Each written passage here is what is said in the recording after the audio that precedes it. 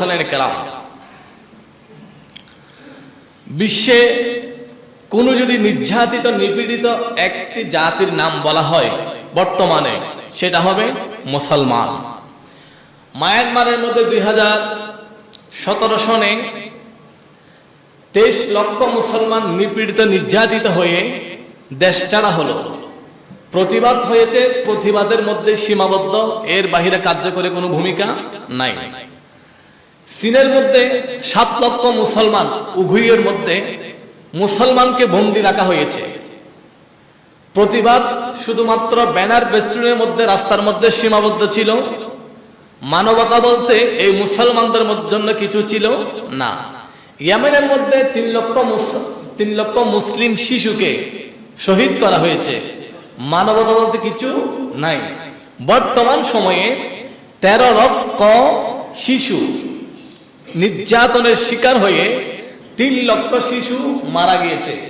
তিফলুল ইয়মি রাজুলুল মুস্তাকবির, Sweden will dream. শিশুরা হচ্ছে আমাদের ভবিষ্যৎ। আজকের শিশু আগামী 20 বছর পরে গিয়ে সচিব হবে, ম্যাজিস্ট্রেট হবে, ডাক্তার হবে, উকিল হবে। এই শিশুগুলোকে ধ্বংস করা হচ্ছে। আপনারা জানেন, কোন জাতিকে ধ্বংস করার আগে তার সংস্কৃতিকে ধ্বংস করতে হয়।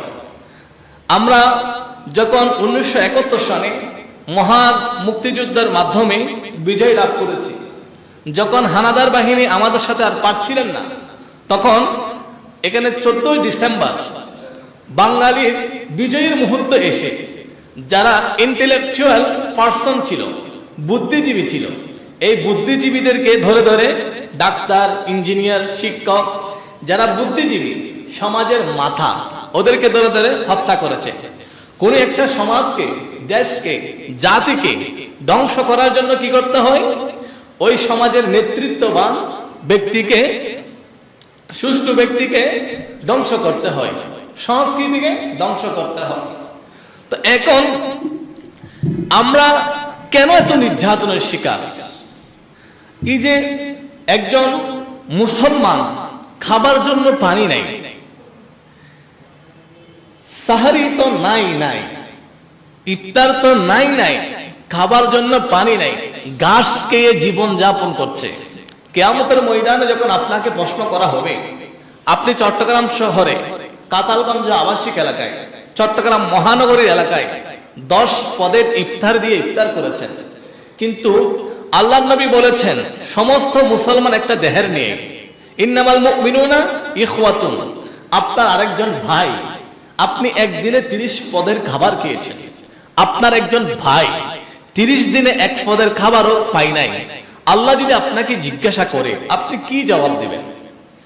আমার তাহলে মূল পয়েন্ট আমি চলে যাচ্ছি। মুসলমানরা নির্যাতিত, নিপীড়িত কেন? আমি কয়েকটা কারণ অনুসন্ধান করে, কোরআন সুন্নাহ দিয়ে, বর্তমান প্রেক্ষাপটে আমি রিসার্চ করে, গবেষণা করে উপস্থাপন করার জন্য চেষ্টা করছি। 1 নাম্বার, আমরা সবাই মুসলমান, আমাদের সবার মাথায় মসজিদ আসছে, মাথায় টুপি, গায়ে পাঞ্জাবি, আমরা মনে করছি এটা মুসলমান হওয়ার আলামত। কিন্তু দেখা যায় এই মসজিদ থেকে মোবাইলও চুরি হয়, জুতাও চুরি হয়। আবার দেখা যায় নামাজ শেষে মানুষ গালিগালাজও করে, মানুষ হিংসাও করে। না, মুসলমান কারা? আপনি কি মুসলমান? আমি কি মুসলমান হতে পেরেছি? আল্লাহ নবী বলেন, মান সালিমাল মুসলিমুনা মিন লিসানিহি ওয়া ইয়াদিহি, ওই ব্যক্তি মুসলমান যে ব্যক্তির জবান থেকে, হাত থেকে আরেকজন মুসলমান নিরাপদ আছে। এবার সকলে জবানটা খুলে বলুন তো, একজন মুসলমানের জবানে, একজন মুসলমানের হাতে আরেকজন মুসলমান কি নিরাপদ? এমনকি গত পরশুদিন দেখলাম ছেলে মাকে হত্যা করেছে, মা ইলিশ মাছ রান্না না করার কারণে। নাউজুবিল্লাহ বলবেন না? আরো জোরে বলুন। সমাজ কোথায় চলে গেল? ভাই বোনকে হত্যা করেছে 1 বিঘা জায়গার জন্য। সবগুলো 1 সপ্তাহের কথা বলছি আমি, 1 সপ্তাহের মধ্যে। বাবাকে হত্যা করেছে মাদকের টাকা না দেওয়ার জন্য। আমাদের সমাজ ব্যবস্থা কোথায় চলে যাচ্ছে? আমরা কথায় কথায় গালিগালাজ, কথায় কথায় মাইরমুখী, কথা হতে না হতে আমরা অস্ত্র নিয়ে অস্ত্রের ঝঞ্ঝানি, কথা আমাদের মুখ দিয়ে বের হতে না হতে আমরা ক্ষমতার বাহাদুরি, আমরা আঙ্গুল দেখাচ্ছি, সাবধান, আমার সামনে কথা বলো তুমি সাবধান করছি, সাবধান করতে গিয়ে আমার দিকে আঙ্গুল কয়টা? 3টা, আমরা ভাবছি না। এই যে আপনি মুসলমান, আপনাকে কে বলেছে? আমার নবী বলেছেন, আপনার জবান যতক্ষণ সেফট নয়, নিরাপদ নয়, ততক্ষণ আপনি মুসলমান নয়। আপনি জবান দিয়ে গালিগালাজও করছেন, হাত দিয়ে মার দিচ্ছেন, ক্ষমতার বাহুর দেখাচ্ছেন, অস্ত্রের ঝঞ্ঝানি দেখাচ্ছেন, আবার আপনার মুসলিম দাবি করছেন। তাহলে আমরা নামগত আছি মুসলমান, আমরা যেটা মুসলমানের সংজ্ঞা আমার নবী দিয়েছেন ওই সংজ্ঞা থেকে আমরা দূরে সরে গিয়েছি। 1 নাম্বার, মুসলমান নির্যাতিত নিপীড়িত হওয়ার 1 নাম্বার কারণ হচ্ছে মুসলমানের সংজ্ঞা যেটা আমার নবী দিয়েছেন ওই সংজ্ঞা থেকে আমরা দূরে সরে গিয়েছি, ঠিক কিনা? আমাদের এখানে অনেক জায়গা আছে, আমি সহজে বোঝার জন্য বলি। পটিয়া একটা জায়গা আছে শান্তির হাট। আসলে কি ওখানে শান্তি পাওয়া যায়? শান্তি পরিবহন একটা পরিবহন আছে, ওই পরিবহনে উঠলে কি আসলে, আমি শান্তি পরিবহন করে একবার গিয়েছিলাম চট্টগ্রাম থেকে কাকড়াছড়ি, দেখলাম অর্ধেকে গিয়ে চাক্কা পালসার, অন্য গাড়ির চাক্কা পালসার হয় না, যেটার নাম শান্তি সেখানে অশান্তি। ঢাকা আরামবাগের ওই পাশে একটা আছে শান্তিনগর, আর একটা আছে শান্তিবাগ, আর একটা আছে শান্তিনিকেতন। ঢাকা একই জায়গার মধ্যে 3টা জায়গা আছে, কিছু দূর 3-4 কিলোমিটারের মধ্যেই 3টা জায়গা আছে, শান্তিবাগ, শান্তিনিকেতন, শান্তিনগর। আমি 3টাই গিয়েছি আরামবাগের পরে, দেখলাম একটাতেও শান্তি নাই। এমনি নামে শান্তি আছে কিন্তু কাজে শান্তি নাই। এখানে কোনো জায়গায় জ্যাম না থাকলে শান্তির হাটে গিয়ে কি জ্যাম, তার মানে শান্তির হাট বলি, শান্তিনগর বলছি, এখানে শান্তি নাই। তা আমরা মুসলমান বলছি কিন্তু রাসূল যেভাবে বলেছেন আমরা সেভাবে মুসলমানের মধ্যে নাই। এবার আমরা কোরআন শরীফকে দেখি। কোরআন শরীফের সূরা মুহাম্মদ, আল্লাহ সুবহানাহু ওয়া তাআলা বলেন, ইয়া আইয়ুহাল্লাযীনা আমানু, হে ঈমানদার বান্দাগণ, ইন তানসুরুল্লাহ, তোমরা আল্লাহকে সাহায্য করো, ইয়ানসুরুকুম, আল্লাহ তোমাদের সাহায্য করবেন। জোরে বলি তো সুবহানাল্লাহ। আল্লাহ আপনাকে কিভাবে সাহায্য করব? আল্লাহকে সাহায্য করা মানে কি? আল্লাহকে সাহায্য করা মানে আপনি 1 নাম্বার 5 ওয়াক্ত নামাজ, ফজর, যোহর, আসর, মাগরিব আপনি নামাজ আদায় করা। আপনি দ্বীনের যত বিষয় আছে, একজন মুসলমানের উপর কয়টা বিষয় ফরজ? কেউ বলেছেন 130, কেউ বলেছেন 135। এই বিষয়গুলো আপনার ফরজ, যেগুলো ফরজ, যেগুলো ওয়াজিব, এগুলো আপনার 100 ভাগ আপনাকে মানতে হবে। এখন আমি যদি একজন মুসলমানকে দাঁড় করিয়ে বলি, বাবা বলুন তো আপনার উপর ফরজ কয়টা? নামাজের ফরজ কয়টা? নামাজের ফরজ 13টা জানে না। সে মুসলমানদের একটা ফরজ 130, 35, 40 ফরজ কিভাবে জানবে? তাহলে আল্লাহ বলেছেন, ইন তানসুরুল্লাহ, এ ঈমানদাররা তোমরা আল্লাহকে সাহায্য করো, আল্লাহ তোমাদের সাহায্য করবেন। এখন আল্লাহকে সাহায্য করা মানে কি? হকের পক্ষে থাকা। আল্লাহকে সাহায্য করা মানে কি? অন্যের সম্পদ গ্রাস না করা। আল্লাহকে সাহায্য করা মানে কি? মা বাবার খেদমত করা। এখন যেই মায়ের দিকে একবার তাকালে 1টি কবুল হজের সওয়াব বলেছেন রাসূলুল্লাহ বলেন, মায়ের চেহারার দিকে একবার তাকালে 1টি কবুল হজের সওয়াব। একজন সাহাবী দাঁড়িয়ে বলেন, ইয়া রাসূলুল্লাহ, আমি চাইলে তো আমার মায়ের দিকে একদিন 100 বার তাকাতে পারি, আল্লাহ কি আমাকে 100 কবুল হজের সওয়াব দিবে? বলে, হ্যাঁ। আমার আল্লাহকে কি তুমি গরিব মনে করেছো? তুমি যদি একদিন 100 বার মায়ের দিকে রহমতের নজরে তাকাও, আমার আল্লাহ তোমাকে 100 কবুল হজের সওয়াব দিবেন। যেই মায়ের দিকে তাকালে কবুল হজের সওয়াব, সেই মাকে আমরা হত্যা করছি, সেই বাবাকে আমরা মাদকের টাকার জন্য হত্যা করছি। তাহলে আল্লাহ বলেছেন তোমরা আল্লাহকে সাহায্য করো। আল্লাহকে যদি সাহায্য করো, আল্লাহ তোমাদের সাহায্য করবেন। আল্লাহর সাহায্য কারা পায়, কিভাবে পায়? বদরের ময়দানে রাসূলুল্লাহ খোলা আকাশের নিচে আল্লাহর দরবারে হাত তুলে দিলেন, আল্লাহ আমি হাত তুললাম, এগুলো তোমার বান্দা, আমার সাহাবায়ে কেরাম সংখ্যায় অতি নগণ্য, অতি দুর্বল। আল্লাহ তোমার কাছে দোয়া করছি, তুমি যদি চাও ইসলামকে এই জমিনে প্রতিষ্ঠিত করবে, তাহলে আমাদেরকে কোনো অস্ত্র ছাড়া, কোনো শক্তি ছাড়া আমাদেরকে বিজয় দান করো। দোয়া আমার নবী করলেন, আমার আল্লাহ সাথে সাথে 5000 ফেরেশতা নাজিল করে দিলেন। মুসলমানদের কি দিলেন? বিজয় দিলেন। কিসের মাধ্যমে? ইমানি পাওয়ার, স্পিরিচুয়াল পাওয়ার। আমাদের এখানে 20 তলা বিল্ডিং আছে, 20 তলা বিল্ডিং এর মধ্যে লিফট দিয়ে আমরা মুহূর্তের মধ্যে উঠি। আমি 20 তলা বিল্ডিং এর বাথরুমে গেলাম, একটা ট্যাপ ছাড়লাম, সাথে সাথে পানি চলে আসলো। এটা কিভাবে আসলো? একটা পাওয়ারটা কি? একটা বাতাস পানিকে হুকুম করলো, ওই বাতাস পানি আমাকে নিচতলা থেকে কতলা নিয়ে গেল? 20 তলায়। এটা একটা শক্তি। এখন আগুন একটা শক্তি, আবার আগুন যখন শক্তি তার প্রকাশ করে পানি দিয়ে, সে আগুনের শক্তি ধ্বংস হয়ে যায়। এখন পানির চেয়ে শক্তিশালী কি? পানির সেই শক্তিশালী বাতাস। পানি আছে কোথায়? সমুদ্রের মধ্যে। যখন ঘূর্ণিঝড় হয়, সেই পানিগুলো বাতাস দিয়ে আপনাকে এখানে লোকালয়ে এনে দেন, তখন মানুষের উপর 10 নম্বর সিঙ্গেল চলে আসে। এই বাতাস যেভাবে শক্তিশালী, আগুন যেভাবে শক্তিশালী, এর চাইতে 1000 গুণ কোটি শক্তিশালী হচ্ছে ঈমানদারের ঈমানি পাওয়ার। বাতাস 20 তলার উপর পানি নিতে পারে, কিন্তু ঈমানদার যদি চায় মুহূর্তের মধ্যে পুরো 18,000 মখলুকাত সাহি করতে পারে। ঈমানদার তারা কিভাবে সাহি করেছিল? হুজুর গৌসে পাক, ইনি ঈমানদার, উনি বলেছিলেন, নাযারতু ইলা বেলাদিল্লাহ হিজমান কাহার দালাতিন আলা হুকমি তাসালি। ঈমানদার কি করেছিলেন? বদরের ময়দানে যখন আল্লাহর কাছে হাত তুলেছিলেন, আমার আল্লাহ সাথে সাথে কি করেছিল? সাহায্য করেছিল। তাহলে আমরা মুসলমানদের অধঃপতনের 3 নম্বর কারণ হচ্ছে, আল্লাহ বলেছেন ইন তানসুরুল্লাহ, তোমরা আল্লাহকে সাহায্য করো, ইয়ানসুরকুমুল্লাহ, আল্লাহ তোমাদের সাহায্য করবেন। তাহলে এখন আমরা আল্লাহকে সাহায্য করো মানে আল্লাহর দ্বীনের উপর থাকা, আমরা দ্বীনের উপর পরিপূর্ণ নাই। 2 নম্বর, মুসলমান নির্যাতিত নিপীড়িত হওয়ার কারণ কি? আল্লাহ বলেন ওয়ালা তাহিনু ওয়ালা তাহজানু, এ বান্দারা তোমরা নির্যাতিত হবে না, নিপীড়িত হবে না, দুশ্চিন্তিত হবে না। আল্লাহ হব না, করব কি? আল্লাহ বলেন ইন কুনতুম মুমিনিন, মুমিন হও। আমরা যদি এখন শেখ বাহারুল্লাহ শাহ জামে মসজিদের মিম্বার থেকে যদি আমি বলি আপনারা 5-6 হাজার মানুষ, আমি যদি বলি এখানে কি সবাই কাফের? বলে না, এখানে তো সবাই মুসলমান। আমি যদি বলি এখানে কি সবাই বেঈমান? বলে না, এখানে তো সবাই ঈমানদার। কি রে, আল্লাহ তো বলেছেন ঈমানদার যদি হয় আল্লাহ সাহায্য করবেন। ঈমানদারের ডিপ্রেশন হবে না, ঈমানদারের দুশ্চিন্তা হবে না, ঈমানদারের হতাশ হবে না। তাহলে ঈমানদারের দুশ্চিন্তা, ডিপ্রেশন এগুলো কেন আসলো? আল্লাহ বলেন ইন কুনতুম মুমিনিন, মুমিন হওয়ার মতো হতে হবে।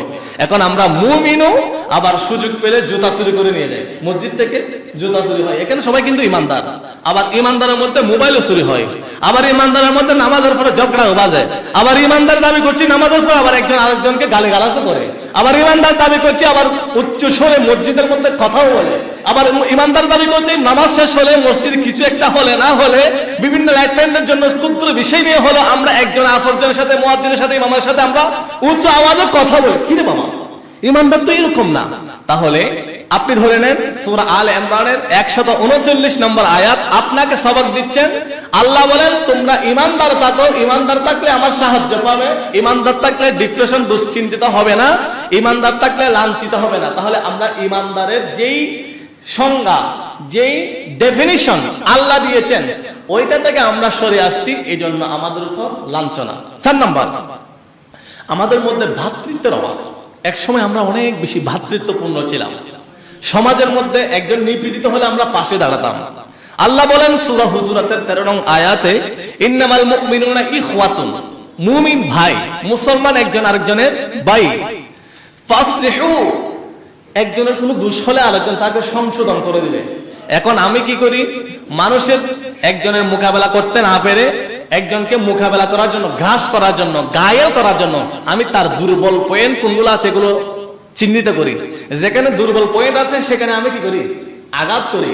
কিন্তু আল্লাহ বলেছেন না, ইন্নামাল মুমিনুনা ইখওয়াতুন ফাসলিহু বাইনাহুম, মুসলমান ভাই ভাই, মুমিন ভাই ভাই, একজন আরেকজনের দোষ তালাশ করবে না, একজন আরেকজনের মোহাব্বত করবে, একজন আরেকজনকে ঘায়ও করবে না, একজন আরেকজনকে বাঁচিয়ে দিবে। এই যে আল্লাহ তাআলা যেই চরিত্রের কথা বলেছেন, এই চরিত্র থেকে দূরে গিয়ে এখন আমরা মুসলমান তো দূরের কথা, আপন ভাই ভাই, আপন ভাই, এক খণ্ড জমির জন্য আমি রাউজান মুন্সিরঘাটা দেখেছি, আপন ভাই তাদের 20-30টা বিল্ডিং আছে, শুধুমাত্র 1 হাত জমির জন্য বড় ভাই 3 ভাইকে একসাথে ছুরি মেরে হত্যা করেছেন। নাউজুবিল্লাহ বলুন। তাহলে আমরা এই সংজ্ঞা থেকে চলে গিয়েছি। 7 নাম্বার, আমরা কি করি এখন, নিজের জন্য যেটা ভালো, অপরের জন্য যেটা ভালো মনে করি না। আমি যদি চিনির ব্যবসা করি, 1 নম্বর চিনিটা আমি খাই, 2 নম্বর চিনিটা মানুষকে দিই। তেল 1 নম্বরটা নিজে খাই, 2 নম্বরটা মানুষকে দিই। খাবারের মধ্যে, ওষুধের মধ্যে ভেজাল, সবগুলোর মধ্যে আমি 2 নম্বর মানুষকে দেওয়ার জন্য দিই। কত নম্বর? 2 নম্বর। নিজের জন্য রাখি 1 নম্বর। আমি মানুষকে বিষ খাওয়াই, ফলের সাথে বিভিন্ন ইয়ার সাথে আমি ফরমালিন দিয়ে মানুষকে বিষ খাওয়াই, কিন্তু আমি খাই মধু। কিন্তু আল্লাহ বলেন, রাসূলুল্লাহ বলেন, লা ইউমিনু আহাদুকুম হাত্তা ইউহিব্বা লিআখিহি মা ইউহিব্বু। আমার উম্মতরা, যতক্ষণ তুমি নিজের জন্য যেটা পছন্দ করো সেটা অপরের জন্য পছন্দ করবা, তাহলে তুমি মুমিন হবা, ইমানদার হবা, মুত্তাকি হবা, পরহেজগার হবা, আল্লাহওয়ালা হবা, জান্নাতি হবা।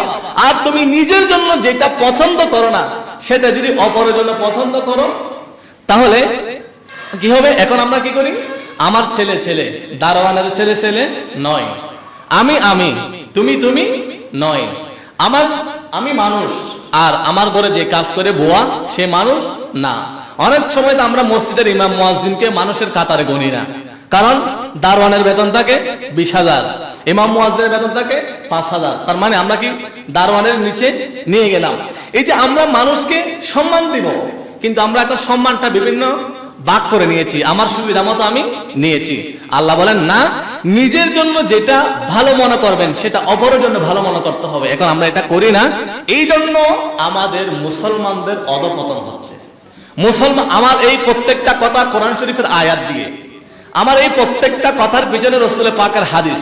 আমি আপনাদেরকে করজোর অনুরোধ করব, আমার কথা আপনারা সবাই মনোযোগ দিয়ে শুনছেন, হরিণের কানের মতো কান তুলে আমার দিকে তাকাচ্ছেন। আমি অনেক খুশি হয়েছি, আমার হৃদয় আপনাদের প্রতি সন্তুষ্ট, এজন্য আমার এত গভীরের গবেষণা। আমি আপনাদের কাছে করজোর অনুরোধ করব, আপনারা আমার কথাটা শুনে শুধু এই মসজিদের মধ্যে সীমাবদ্ধ রাখবেন না, আপনি নিজে পরিবর্তন হবেন।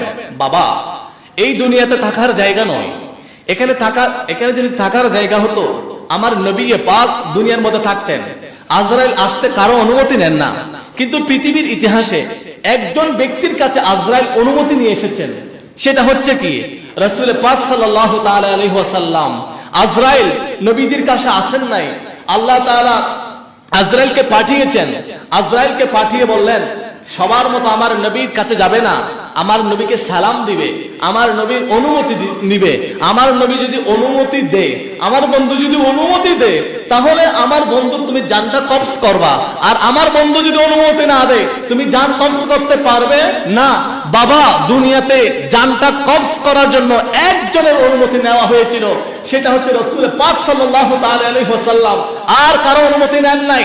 ফেরআউন অনেক পুরো বিশ্ব শাসন করেছিল, তার কাছে আজরাইল অনুমতি নেন নাই। সাদ্দাত দুনিয়ার মুখে জান্নাত নির্মাণ করেছিল, তার কাছে আজরাইল অনুমতি নেন নাই। কারণ যার সম্পদের পাহাড় ছিল, 70টা উট যার সম্পদের বোঝা বহন করত, চাবি বহন করত, সেই সাদ্দাত কারণ কারো অনুমতি নেয় নাই। বাবা, আপনার কাছে অনুমতি নিবে না আজরাইল, আমার কাছে অনুমতি নিবে না।